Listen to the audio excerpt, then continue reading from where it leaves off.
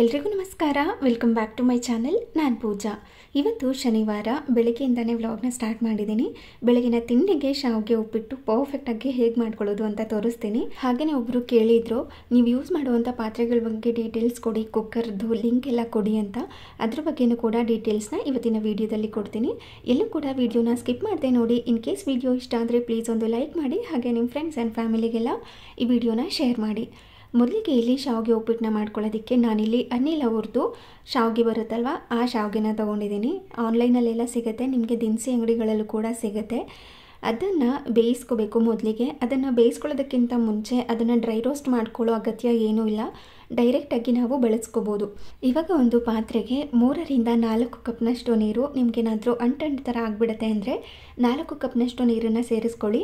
ಇಲ್ಲಾಂದರೆ 3 ಕಪ್ ನೀರೇ ಸಾಕಾಗುತ್ತೆ. ಯಾವುದಾದ್ರೂ ಒಂದು ಬೌಲ್ನ ಅಳತೆ ಮಾಡ್ಕೊಳ್ಳಿ. ನೀವು ಶಾವಿಗೆನೂ ಕೂಡ ಅದೇ ಅಳತೆನಲ್ಲಿ ತೊಗೋಬೇಕಾಗತ್ತೆ.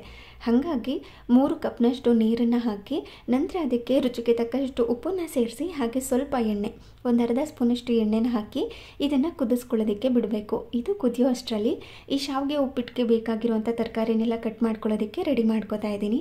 ತುಂಬ ಜಾಸ್ತಿ ಏನು ತರಕಾರಿ ಬೇಕಾಗಿಲ್ಲ. ಈರುಳ್ಳಿ, ಹಸಿಮೆಣಸಿನ್ಕಾಯಿ, ಒಗ್ಗರಣೆಗೆ ಬೇಕಾಗಿರುವಂಥದ್ದು ಕರಿಬೇವಿನ ಸೊಪ್ಪು, ಹಾಗೆಯೇ ಕ್ಯಾರೆಟ್ ಮತ್ತು ಬೀನ್ಸ್, ಇದೆಲ್ಲ ಬೇಸಿಕ್ ತರಕಾರಿಗಳು, ಬೇಸಿಕ್ ಒಗ್ಗರಣೆ. ನಿಮಗೆ ತರಕಾರಿ ಬೇಡ ಅಂದರೆ ಅದನ್ನು ಸ್ಕಿಪ್ ಮಾಡಿಕೊಂಡು ನಾರ್ಮಲಾಗಿ ಬರೀ ಈರುಳ್ಳಿನೇ ಹಾಕಿ ಮಾಡ್ಕೋಬೋದು. ಮದುವೆ ಮನೇಲೆಲ್ಲ ಮಾಡ್ತಾರಲ್ವ ಆ ಥರ.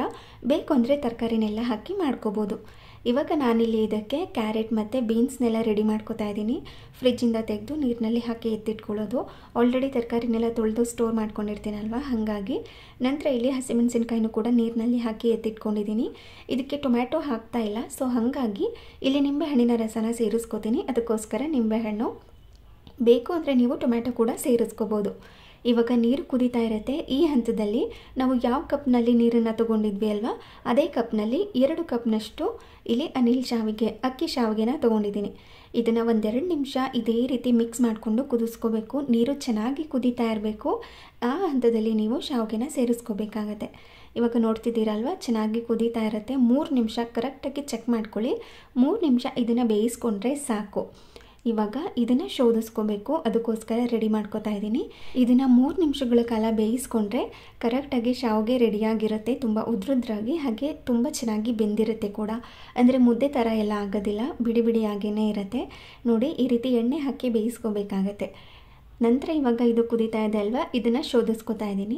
ಇವಾಗ ಇದನ್ನು ಶೋಧಿಸ್ಕೊಂಡಿದ ನಂತರ ಇದನ್ನು ಹಾಗೆ ಬಿಟ್ಟರೆ ಏನಾಗುತ್ತೆ, ಸ್ವಲ್ಪ ತಳಭಾಗದಲ್ಲಿ ಬಿಸಿ ಇರುತ್ತಲ್ವ, ಸೊ ಹಾಗಾಗಿ ಕೆಳಗಡೆ ಭಾಗ ಏನಿರುತ್ತೆ ಅದು ಜಾಸ್ತಿ ಬೆಂದೋಗಿ ಮುದ್ದೆ ಥರ ಆಗಿಬಿಡುತ್ತೆ.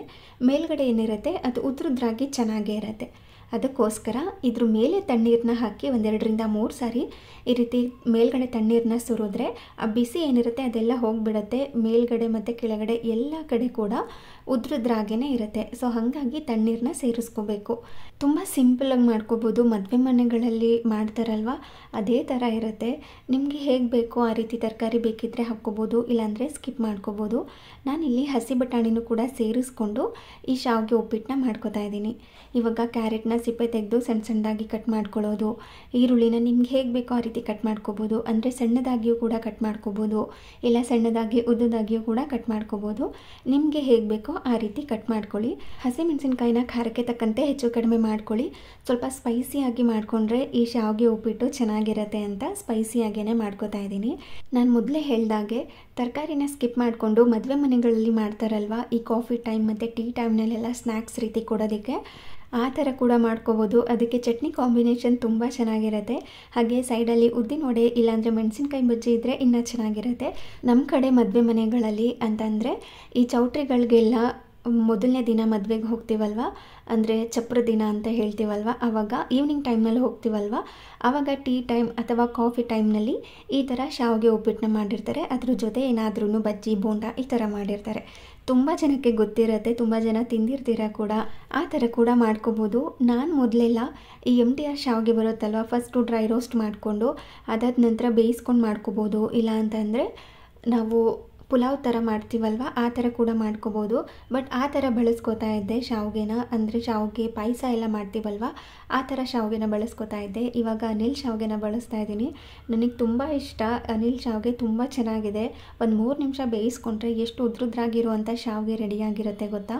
ನಿಮಗೆ ಆನ್ಲೈನಲ್ಲೆಲ್ಲ ಸಿಗುತ್ತೆ, ಈ ದಿನಸಿ ಅಂಗಡಿಗಳಲ್ಲೂ ಕೂಡ ಸಿಗುತ್ತೆ. ಪ್ಯಾಕೆಟ್ ಅನಿಲ್ ಶಾವಿಗೆ ಅಂತ ಕೇಳಿದ್ರೇ ಕೊಡ್ತಾರೆ. ಆರಾಮ್ಸೆ ಒಂದು ಪ್ಯಾಕೆಟ್ ತೊಗೊಂಡ್ರೆ ಒಂದು 3 ಸತಿನಾದ್ರೂ ಮಾಡ್ಕೋಬೋದು, ಅಷ್ಟು ಬರುತ್ತೆ. ಒಂದು ಸಾರಿ ಚೆಕ್ ಮಾಡಿ. ಹಾಗೆ ಇಲ್ಲಿ ತರಕಾರಿನೆಲ್ಲ ಕಟ್ ಮಾಡಿಕೊಂಡು ರೆಡಿ ಮಾಡಿ ಇಟ್ಕೊಂಡಾಯಿತು. ಇವಾಗ ಶಾವಿಗೆನ ಮಾಡ್ಕೊಳ್ಳೋದಕ್ಕೆ ರೆಡಿ ಮಾಡ್ಕೋತಾ ಇದ್ದೀನಿ. ಇವಾಗ ನಾವು ಶಾವಿಗೆನ ಬೇಯಿಸ್ಕೊಂಡಿದ್ದೆ ಅಲ್ವಾ, ಅದೇ ಪಾತ್ರೆನೇ ಬಿಸಿ ಮಾಡಲಿಕ್ಕೆ ಇಟ್ಕೊಂಡು ಅದಕ್ಕೆ ಸ್ವಲ್ಪ ಎಣ್ಣೆನ ಹಾಕಿ ಅದು ಕಾದಾದ ನಂತರ ಸಾಸಿವೆ ಜೀರಿಗೆನ ಸೇರಿಸ್ಕೊತೀನಿ. ಬೇಕು ಅಂದರೆ ಜೀರಿಗೆನ ಸ್ಕಿಪ್ ಮಾಡ್ಕೋಬೋದು, ಇಲ್ಲ ಅಂತಂದರೆ ಹಾಕ್ಕೋಬೋದು. ನಾನಿಲ್ಲಿ ಜೀರಿಗೆನ ಸೇರಿಸ್ಕೊತಾ ಇದ್ದೀನಿ. ಟೇಸ್ಟ್ ಒಂದು ಸ್ವಲ್ಪ ಡಿಫ್ರೆನ್ಸ್ ಇರುತ್ತೆ, ಚೆನ್ನಾಗಿರುತ್ತೆ ಮಧ್ಯದಲ್ಲಿ ಒಂದೊಂದು ಜೀರಿಗೆ ಸಿಕ್ಕಿದ್ರೆ ಅಂತ.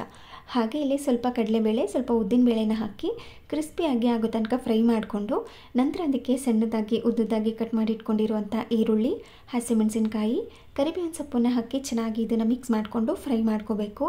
ನಂತರ ಹಸಿ ಬಟಾಣಿನ ಈ ಹಂತದಲ್ಲೇ ಸೇರಿಸ್ಕೊತಾ ಇದ್ದೀನಿ. ಕೆಲವೊಂದು ಸರಿ ತರಕಾರಿ ಜೊತೆ ಸೇರಿಸ್ಕೊಂಡ್ರೆ ಹಸಿ ಬಟಾಣಿ ಬೆಂದಿರೋದಿಲ್ಲ, ಹಸಿಯಾಗಿ ಹಾಗೆ ಸಿಗ್ತಾ ಇರುತ್ತೆ. ಅದಕ್ಕೋಸ್ಕರ ಈರುಳ್ಳಿ ಜೊತೆನೇ ಹಸಿ ಬಟಾಣಿನೂ ಹಾಕ್ಕೊಂಡ್ರೆ ತುಂಬ ಚೆನ್ನಾಗಿ ಬೆಂದಿರುತ್ತೆ. ಮಧ್ಯದಲ್ಲಿ ಸ್ವಲ್ಪ ಉಪ್ಪು ಹಾಗೆ ಸ್ವಲ್ಪ ಹಿಂಗನ್ನು ಸೇರಿಸ್ಕೊಂಡು ಫ್ರೈ ಮಾಡ್ಕೋತಾ ಇದ್ದೀನಿ. ಈರುಳ್ಳಿ, ಹಸಿ ಬಟಾಣಿ ಎಲ್ಲ ಬೆಂದಿದ ನಂತರ ಇದಕ್ಕೆ ಸಣ್ಣದಾಗಿ ಕಟ್ ಮಾಡಿ ಇಟ್ಕೊಂಡಿರುವಂಥ ಕ್ಯಾರೆಟ್ ಹಾಗೆ ಸಣ್ಣದಾಗಿ ಕಟ್ ಮಾಡಿ ಇಟ್ಕೊಂಡಿರುವಂತಹ ಬೀನ್ಸ್ನ ಸೇರಿಸ್ಕೊಂಡು ಮತ್ತೆ ಇದನ್ನು ಚೆನ್ನಾಗಿ ಮಿಕ್ಸ್ ಮಾಡಿಕೊಂಡು ಫ್ರೈ ಮಾಡ್ಕೋಬೇಕು. ಆದಷ್ಟು ಸಣ್ಣದಾಗಿಯೇ ಕಟ್ ಮಾಡ್ಕೊಳ್ಳಿ. ಎಷ್ಟು ಸಣ್ಣದಾಗಿ ಕಟ್ ಮಾಡ್ಕೋಬೋದೋ ಅಷ್ಟು ಸಣ್ಣದಾಗಿ ಕಟ್ ಮಾಡಿಕೊಂಡ್ರೆ ಒಗ್ಗರಣೆಲೇ ತುಂಬ ಚೆನ್ನಾಗಿ ಬೆಂದೋಗ್ಬಿಡುತ್ತೆ. ಇದನ್ನು ಸೆಪ್ರೇಟಾಗಿ ಬೇಯಿಸ್ಕೊಳ್ಳೋ ಅಗತ್ಯ ಇರೋದಿಲ್ಲ. ನಂತರ ಇದಕ್ಕೆ ಸ್ವಲ್ಪ ಅರಿಶಿನ ಪುಡಿನ ಸೇರಿಸ್ಕೊಂಡಿದ್ದೀನಿ. ತರಕಾರಿ ಎಲ್ಲ ಬೆಂದಿದ ನಂತರ ಅರಿಶಿನ ಪುಡಿನ ಹಾಕಿ ಚೆನ್ನಾಗಿ ಮಿಕ್ಸ್ ಮಾಡಿಕೊಂಡು ಬೆಂದಿರೋವಂಥ ಶಾವಿಗೆನ ಹಾಕಿ ಚೆನ್ನಾಗಿ ಇದನ್ನು ನಿಧಾನವಾಗಿ ಮಿಕ್ಸ್ ಮಾಡ್ಕೊಳ್ಳೋದು. ಮಿಕ್ಸ್ ಮಾಡ್ಕೊಳ್ಳೋವಾಗ್ಲೂ ಕೂಡ ಇದೇನು ಮುದ್ದೆ ಥರ ಆಗೋದಿಲ್ಲ. ನೀವು ನೋಡ್ತಿರ್ಬೋದು ಎಷ್ಟು ಚೆನ್ನಾಗಿ ರೆಡಿಯಾಗಿದೆ ಅಂತ. ತುಂಬ ಚೆನ್ನಾಗಿ ಹೊಂದ್ಕೊಳ್ಳುತ್ತೆ. ಜಾಸ್ತಿ ಹೊತ್ತು ಮಿಕ್ಸ್ ಮಾಡ್ಕೊಳ್ಳೋ ಅಗತ್ಯ ಇಲ್ಲ, ಈಸಿಯಾಗಿ ಮಿಕ್ಸ್ ಆಗುತ್ತೆ. ನಂತರ ಉಪ್ಪು ಸರಿಯಾಗಿದೆಯಾ ಅಂತ ನೋಡ್ಕೊಳ್ಳಿ. ನಂತರ ಬೇಕು ಅಂತಂದರೆ ಉಪ್ಪನ್ನು ಹಾಕಿ ಇನ್ನೊಮ್ಮೆ ಚೆನ್ನಾಗಿ ಮಿಕ್ಸ್ ಮಾಡಿಕೊಂಡು ಕೊನೆಯಲ್ಲಿ ಇದಕ್ಕೆ ನಿಂಬೆಹಣ್ಣಿನ ರಸ ಹಾಗೆ ಸಣ್ಣದಾಗಿ ಕಟ್ ಮಾಡಿ ಇಟ್ಕೊಂಡಿರುವಂಥ ಕೊತ್ತಂಬರಿ ಸೊಪ್ಪನ್ನು ಹಾಕಿ ಮಿಕ್ಸ್ ಮಾಡಿಕೊಂಡ್ರೆ ಬಿಸಿಯಾಗಿ ಉದ್ರುದ್ರಾಗಿ ಶಾವಿಗೆ ಉಪ್ಪಿಟ್ಟು ರೆಡಿಯಾಗಿರುತ್ತೆ. ನಮ್ಮನೆಯಲ್ಲಿ ಎಲ್ಲರಿಗೂ ಕೂಡ ತುಂಬಾ ಇಷ್ಟ ಆಗುತ್ತೆ ಶಾವಿಗೆ ಉಪ್ಪಿಟ್ಟು. ಇದಕ್ಕೆ ಚಟ್ನಿ ಇದ್ದರೆ ಇನ್ನೂ ಚೆನ್ನಾಗಿರುತ್ತೆ ಸೈಡ್ ಡಿಶ್ ಆಗಿ ಅಂತ ಚಟ್ನಿನ ಮಾಡ್ಕೋತಾ ಇದ್ದೀನಿ. ತುಂಬ ಸಿಂಪಲ್ ಈ ಚಟ್ನಿ ಮಾಡ್ಕೊಳ್ಳೋದು. ಕಡಿಮೆ ಪದಾರ್ಥಗಳನ್ನ ಬಳಸ್ಕೊಂಡು ಇದಕ್ಕೆ ಸ್ವಲ್ಪ ಕಡಲೆ ಹಾಗೆ ಸ್ವಲ್ಪ ತೆಂಗಿನಕಾಯಿನ ಸೇರಿಸ್ಕೊಂಡು ಖಾರಕ್ಕೆ ತಕ್ಕಂತೆ ಹಸಿಮೆಣಸಿನ್ಕಾಯಿ, ತುಂಬ ಜಾಸ್ತಿ ಏನೂ ಬೇಡ, 1 ಹಸಿಮೆಣಸಿನ್ಕಾಯಿ ಹಾಕ್ಕೊಂಡ್ರೆ ಸಾಕಾಗುತ್ತೆ. ನಂತರ 2 ಎಸಳಷ್ಟು ಬೆಳ್ಳುಳ್ಳಿ, ರುಚಿಗೆ ತಕ್ಕಷ್ಟು ಉಪ್ಪನ್ನು ಹಾಕಿ ಸ್ವಲ್ಪ ನೀರನ್ನು ಸೇರಿಸ್ಕೊಂಡು ಇದನ್ನು ಈ ರೀತಿ ರುಬ್ಕೊಂಡಿದ್ದೀನಿ. ಈ ಚಟ್ನಿ ಅಂತೂ ಈ ಚಿತ್ರಾನ್ನಗಳಿಗಾಗಿರ್ಬೋದು, ಹಾಗೆಯೇ ಉಪ್ಪಿಟ್ಟು ಜೊತೆ ಕೆಲವರು ಚಟ್ನಿನ ತಿಂತಾರೆ. ಹಾಗೆ ಈ ಶಾವಿಗೆ ಉಪ್ಪಿಟ್ಟಿಗೆಲ್ಲ ಈ ಚಟ್ನಿ ತುಂಬ ಅಂದರೆ ತುಂಬಾ ಚೆನ್ನಾಗಿರುತ್ತೆ. ಈ ಕಡಿಮೆ ಪದಾರ್ಥ ಇರುವಂತಹ ಚಟ್ನಿನ ಒಂದು ಸಾರಿ ಟ್ರೈ ಮಾಡಿ, ನಿಮಗೂ ಕೂಡ ತುಂಬ ಇಷ್ಟ ಆಗುತ್ತೆ. ಕೆಲವೊಂದು ಹೋಟೆಲ್ಗಳಲ್ಲಿ ಇದೇ ಥರ ಚಟ್ನಿನ ಕೊಡ್ತಾರೆ. ಹಾಗೆ ಇಲ್ಲಿ ಬಿಸಿಯಾಗಿರುವಂಥ ಶಾವಿಗೆ ಉಪ್ಪಿಟ್ಟನ್ನ ಸರ್ವ್ ಮಾಡಿಕೊಂಡು ಸ್ವಲ್ಪ ಕಾಫಿನೂ ಮಾಡ್ಕೊಂಡು ಕುಡಿತಾ ಶಾವಿಗೆ ಉಪ್ಪಿಟ್ಟನ್ನ ತಿಂದ್ವಿ. ಇದು ತಣ್ಣಗಾದ್ರೂ ಕೂಡ ತುಂಬಾ ಚೆನ್ನಾಗಿರುತ್ತೆ. ಬಿಸಿಯಾಗಿ ತಿನ್ನಬೇಕು ಅಂತ ಏನಿಲ್ಲ, ಆರಾಮಾಗಿ ಲಂಚ್ ಬಾಕ್ಸ್ಗೂ ಕೂಡ ಹಾಕ್ಬೋದು, ತುಂಬಾ ಚೆನ್ನಾಗಿರುತ್ತೆ. ಒಂದ್ಸರಿ ಟ್ರೈ ಮಾಡಿ. ನಿಮಗೆ ಇಷ್ಟ ಆಯಿತು ಅಂತಂದರೆ ಮುಂದೆ ಕಂಟಿನ್ಯೂ ಮಾಡಿ, ಇಲ್ಲ ಅಂತಂದರೆ ನಿಮಗೆ ಹೇಗೆ ಬರುತ್ತೋ ಆ ರೀತಿ ಮಾಡ್ಕೋಬೋದು. ಹಾಗೆಯೇ ಮಧ್ಯಾಹ್ನಕ್ಕೂ ಕೂಡ ಇದೇ ಸ್ವಲ್ಪ ಮಿಕ್ಕೊಂಡಿತ್ತು ಅಂತ ಅದನ್ನೇ ತಿಂದಿದ್ದಾಯಿತು. ಹಾಗೆ ಸಾಯಂಕಾಲ ಅಷ್ಟರಲ್ಲಿ ಇದೊಂದು ಹೋಮ್ ಡೆಕೋರ್ ಅಂದರೆ ವಾಲ್ ಡೆಕೋರ್ ತರಿಸಿದ್ದೆ ಅಲ್ವಾ, ಅದನ್ನು ಸ್ಟಿಕ್ ಮಾಡಿರಲಿಲ್ಲ. ಇವಾಗ ಸ್ಟಿಕ್ ಮಾಡ್ಕೊಳ್ಳೋಣ ಅಂತ ರೆಡಿ ಮಾಡ್ಕೋತಾ ಇದ್ದೀನಿ. ಇಲ್ಲಿ ನವಿಲು ಗರಿ ಇತ್ತಲ್ವ, ಅದನ್ನು ಸ್ಟಿಕ್ ಮಾಡಿ ಇಟ್ಕೊಂಡಿದ್ದೆ ಚೆನ್ನಾಗಿ ಕಾಣಿಸುತ್ತೆ ಅಂತ. ಈ ವಾಲ್ ತುಂಬ ಸ್ವಲ್ಪ ಪ್ಲೇನ್ ಆಗಿ ಅನ್ನಿಸ್ತಾ ಇತ್ತು, ಅದಕ್ಕೋಸ್ಕರ ಈ ವಾಲ್ ಡೆಕೋರ್ನ ತರಿಸಿದ್ದೆ. ಇದು ಕಾಂಟ್ರಾಸ್ಟ್ ಕಲರಲ್ಲಿ ಇರೋದ್ರಿಂದ ಸ್ವಲ್ಪ ಬ್ರೈಟಾಗಿ ತುಂಬಾ ಚೆನ್ನಾಗಿ ಕಾಣಿಸುತ್ತೆ. ಈ ಗೋಲ್ಡನ್ ಕಲರ್ ಏನಿದೆ ಅಲ್ವಾ, ಅದು ಬಿಸಿಲು ಬಿದ್ದಾಗ, ಇಲ್ಲಾಂದರೆ ಬೆಳಕು ಜಾಸ್ತಿ ಬಂದಾಗ, ಇಲ್ಲ ಲೈಟೆಲ್ಲ ಹಾಕಿದ್ರೆ ಸ್ವಲ್ಪ ಶೈನಿಂಗಾಗಿ ಕಾಣಿಸುತ್ತೆ. ತುಂಬ ಅಂದರೆ ತುಂಬ ಚೆನ್ನಾಗಿ ಕಾಣಿಸುತ್ತೆ ಅಂತ ಇದನ್ನು ಇಲ್ಲಿ ಹಾಕ್ತಾ ಇದ್ದೀನಿ. ತುಂಬಾ ಚೆನ್ನಾಗಿ ಕಾಣಿಸ್ತಾ ಇತ್ತು. ಇದು ನಾನು ನೋಡಿದಾಗ ಸ್ವಲ್ಪ ದೊಡ್ಡದಾಗಿ ಬರುತ್ತೆ ಅಂತ ಅಂದ್ಕೊಂಡಿದ್ದೆ, ಸ್ವಲ್ಪ ಇಷ್ಟು ಚಿಕ್ಕದಾಗಿ ಬಂತು. ಎಲ್ಲೆಲ್ಲೋ ಒಂದೊಂದು ಕಡೆ ಹಾಕೋಣ ಅಂತ ಅಂದ್ಕೊಂಡಿದ್ದೆ ಒಂದೊಂದು ಪೀಸ್ನ, ಬಟ್ ಚಿಕ್ಕದಾಗಿರೋದ್ರಿಂದ ಇದನ್ನು ಒಂದೇ ಕಡೆ ಈ ಥರ ಹೈಟ್ ಬೈ ಹೈಟಲ್ಲಿ ಫಿಕ್ಸ್ ಮಾಡ್ಕೋತಾ ಇದ್ದೀನಿ. ತುಂಬ ಅಂದರೆ ತುಂಬಾ ಚೆನ್ನಾಗಿ ಕಾಣಿಸ್ತಾ ಇತ್ತು. ಹೇಗಿದೆ ಅಂತ ಕೂಡ ಕಮೆಂಟ್ ಮಾಡಿ ತಿಳಿಸಿ. ಹಾಗೆಯೇ ಬಟ್ಟೆ ಎಲ್ಲ ಹಾಕ್ಕೊಳ್ಳೋದಕ್ಕೆ ಅಂತ ಒಂದು ಸ್ಟ್ಯಾಂಡನ್ನು ತರಿಸ್ಕೊಂಡಿದ್ದೆ. ಅಂದರೆ ಗೋಡೆಗೆ ಮೊಳೆ ಹೊಡೆದು ಸಿಗಾಕುವಂಥದ್ದಲ್ಲ, ಬರೀ ಈ ರೀತಿ ಡೋರ್ಗೆ ಹ್ಯಾಂಗ್ ಮಾಡ್ಕೊಳ್ಳೋದು ಅಷ್ಟೇ. ತುಂಬ ಅಂದರೆ ತುಂಬಾ ಚೆನ್ನಾಗಿದೆ.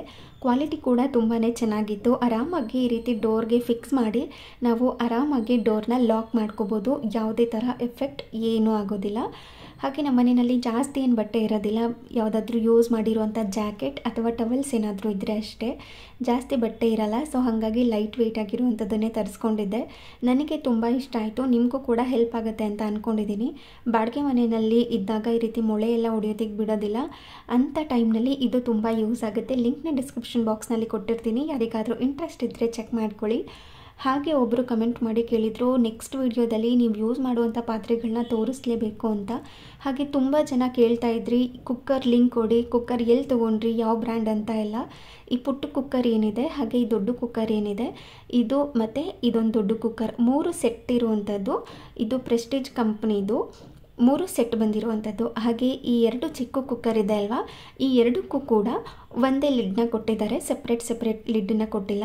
ಇನ್ನು ದೊಡ್ಡ ಕುಕ್ಕರ್ ಏನಿದೆ ಅದಕ್ಕೆ ಮಾತ್ರ ಒಂದು ದೊಡ್ಡ ಲಿಡ್ನ ಕೊಟ್ಟಿದ್ದಾರೆ. ದೊಡ್ಡ ಕುಕ್ಕರ್ 5 ಲೀಟರ್, ಇನ್ನೊಂದು 3 ಲೀಟರ್, ಇನ್ನೊಂದು 2 ಲೀಟರ್ ಇರುವಂಥದ್ದು. ನನಗೆ ತುಂಬ ಇಷ್ಟ. ಇದು ಸ್ಟೈನ್ಲೆಸ್ ಸ್ಟೀಲ್ ಆಗಿರುತ್ತೆ. ಹಾಗೆ ಇನ್ನು ಇದೊಂದು ನಾನ್ ಸ್ಟಿಕ್ ಪ್ಯಾನ್ಗಳನ್ನ ತರಿಸ್ಕೊಂಡಿದ್ದೆ. ಇದ್ರ ಜೊತೆ ಒಂದು ದೋಸೆ ತವಾನು ಕೂಡ ಕೊಟ್ಟಿದ್ದಾರೆ. ಇದಕ್ಕೆ ಮತ್ತು ಇದಕ್ಕೆ ಎಲ್ಲದಕ್ಕೂ ಕೂಡ ಒಂದೇ ಲಿಡ್ಡೇನೆ, ಸೆಪ್ರೇಟ್ ಲಿಡ್ಡೇನು ಕೊಟ್ಟಿಲ್ಲ. ಇದು ಕೂಡ ಪ್ರೆಸ್ಟೀಜ್ದೇ ಇರುವಂಥದ್ದು. ತುಂಬ ವರ್ಷಗಳೇ ಆಗಿದೆ ಇದನ್ನೆಲ್ಲ ತೊಗೊಂಡು, ತುಂಬ ಚೆನ್ನಾಗಿ ಬಾಳಿಕೆಗೆ ಬರ್ತಾ ಇದೆ.